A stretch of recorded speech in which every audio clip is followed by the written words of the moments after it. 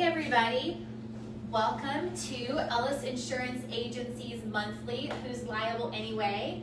This is Lorie Collingwood. She hasn't been on our Who's Liable Anyway yet, so we're glad to feature her here. She's one of our customer service agents.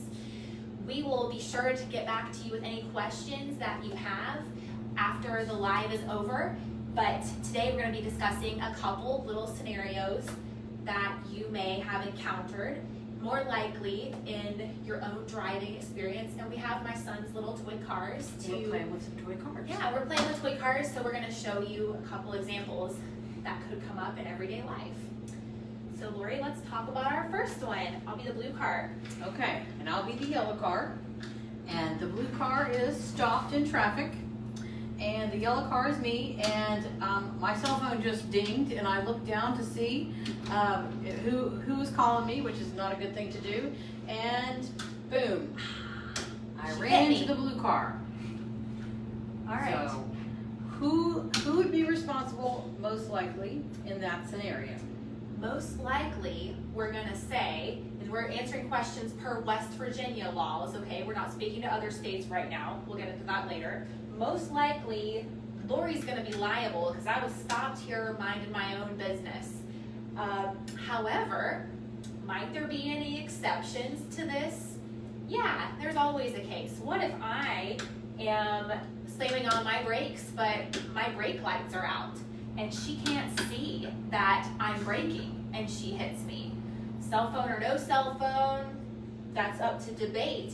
But if my brake lights are out, or if I suddenly slam on my brakes while I'm driving and then she rear ends me, that might increase my chances of being liable, wouldn't it? Can you think of anything else that might increase chances? Well, if you're stopped in a place where you shouldn't be stopped. Yeah, like on the interstate. Like what if I'm stopped on the interstate and there's not 20 cars in traffic? Yeah. So that's another case where it could flip some of the liability back onto me. But most likely, in this case, the person who rear ends is going to be liable. Right. So let's talk about one more for today, since you guys are tuning in on your lunch break. Okay, so you're just driving along. Drive forward, there you go. And I pull out. Pull out in front of me. Yes.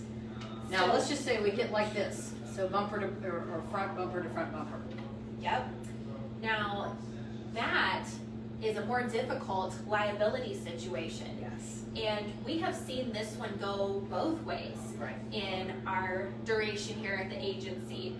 So this is another one, more difficult. It depends. So what if I'm speeding, my blue car is speeding, and we collide? Or what if I ran a stop sign? If I broke traffic laws, which speeding and stop signs are going to count as breaking traffic laws, then most likely I'm going to be liable. Right. But what if I'm going the speed limit, following the traffic laws, and you pull out in front of me? Right. And I didn't look to see that you were coming, or I didn't realize you were that close to me. Then it could be my fault. Or I was in your blind spot. Yeah. Right. Then it could be your fault. So this one is going to be, we're on a case-by-case basis. And if we're on a public road, chances are a police report will be done. And what it says in that police report, basically these two cars, insurance companies, are going to have to do some work behind the scenes along with the police report to determine who's liable anyway. Right.